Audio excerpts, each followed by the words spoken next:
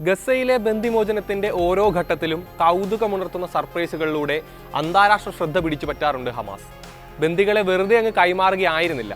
കൃത്യമായ ആസൂത്രണത്തോടെ നടത്തുന്ന ഇവന്റുകൾ പോലെയായിരുന്നു ഓരോ തവണയും. ആദ്യ തവണ ആയിരക്കണക്കിന് വരുന്ന ഗസക്കാരെ മുഴുവൻ സാക്ഷി നിർത്തി സൈന്യത്തെ അണിനിരത്തിയായിരുന്നു കൈമാറ്റം. അടുത്ത തവണ ജനങ്ങളെ എല്ലാം മാറ്റി അതീവ സൂക്ഷ്മമായി. അങ്ങനെ ഓരോ ഘട്ടവും ഓരോ തരത്തിലായിരുന്നു ആസൂത്രണം ചെയ്തിരുന്നത്.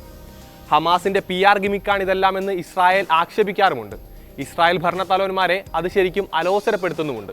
എന്തുതന്നെയായാലും ഇസ്രായേലിനു മാത്രമല്ല ലോകത്തിന് മുഴുവനുമുള്ള വ്യക്തമായ സന്ദേശങ്ങളാണ് ഓരോ തവണയും ഹമാസ് കൈമാറിക്കൊണ്ടിരിക്കുന്നത്.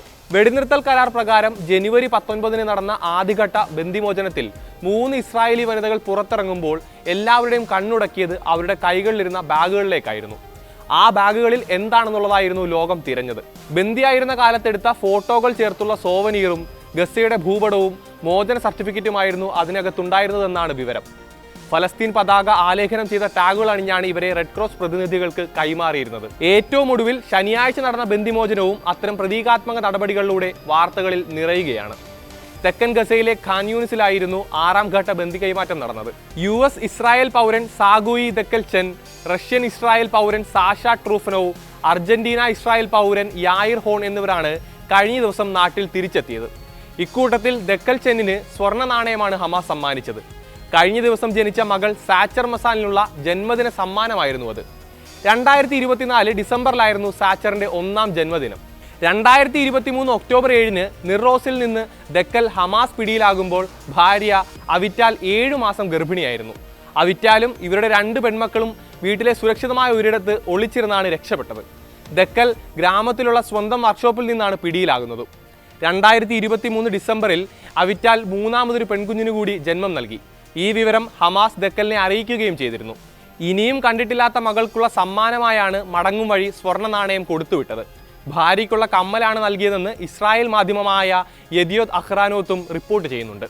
എന്നാൽ യായിർ ഹോണിന് ഹമാസ് നൽകിയ സമ്മാനം അല്പം വ്യത്യസ്തമായിരുന്നു. ഇസ്രായേലിനുള്ള മുന്നറിയിപ്പും ബന്ദികളുടെ കുടുംബങ്ങൾക്കുള്ള അപായ സൂചനയുമായിരുന്നു അത്. ഗസയിൽ ബന്ദിയായി കഴിയുന്ന മദാവ് സാങ്കോക്കറിന്റെയും അമ്മ ഐനാവിന്റെയും ചിത്രങ്ങളടങ്ങിയ ഒരു അവർ ഗ്ലാസ് ആണ് 46-കാരനായ ഹോണിന് ലഭിച്ചത്. ഇതിനു മുകളിൽ ബന്ദിമോചനത്തിലുള്ള സമയം അതിക്രമിക്കുകയാണെന്ന അർത്ഥത്തിൽ ടൈം ഈസ് റണ്ണിങ് ഔട്ട് എന്നും എഴുതിയിരുന്നു. ബന്ദിമോചനം ആവശ്യപ്പെട്ട് ഇസ്രായേലിൽ നടക്കുന്ന പ്രക്ഷോഭങ്ങളുടെ മുന്നണി പോരാളി കൂടിയാണ് ഐനാവ്. ഒക്ടോബർ 7 നിറോസിൽ വെച്ചാണ് മദാവ് സാങ്കോക്കർ പങ്കാളി ഇലാന ഗ്രിറ്റ്സെവ്സ്കിക്കൊപ്പം പിടിയിലാകുന്നത്.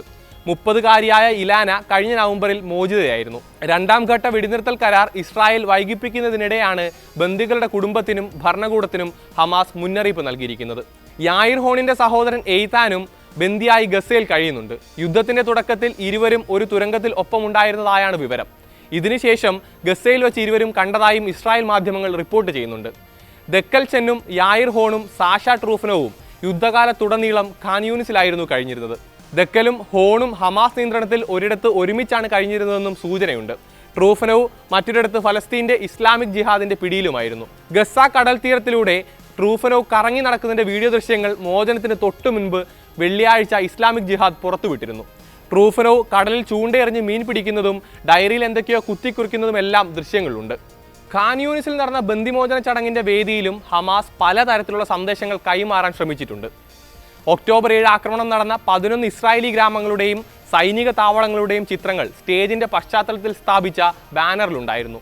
യുദ്ധകാലത്ത് കൊല്ലപ്പെട്ട അൽഖസാം ബ്രിഗേഡ് തലവൻ Muhammad Deif, Khan Yunis brigade commander Rahif Salama അടക്കമുള്ള പോരാളികളുടെ ചിത്രവും പ്രദർശിപ്പിച്ചിരുന്നു. ഇതോടൊപ്പം അൽ അഖ്സ ഓപ്പറേഷന്റെ മുഖ്യ സൂത്രധാരൻ യഹിയ സിൻവറും ബാനറിൽ ഇടം പിടിച്ചു. കൊല്ലപ്പെടുന്നതിന് തൊട്ടു മുൻപുള്ള സിൻവാറിന്റെ ഏറെ വൈറലായ ചിത്രമായിരുന്നു ബാനറിൽ നൽകിയിരുന്നത്. ജെറുസലേം, ഞങ്ങൾ നിങ്ങളുടെ പടയാളികൾ എന്ന അർത്ഥത്തിൽ ഒരു അറബി ഹീബ്രു വാചകവും ബാനറിൽ കണ്ടിരുന്നു. ജെറുസലേം അല്ലാത്ത ഒരിടത്തേക്ക് മടക്കമില്ലെന്ന പ്രഖ്യാപനവുമുണ്ട്. ട്രംപിന്റെയും നെതന്യാഹുവിന്റെയും ഗസ പിടിച്ചെടുക്കൽ പദ്ധതിക്കുള്ള മറുപടിയായിരുന്നു ഇത്.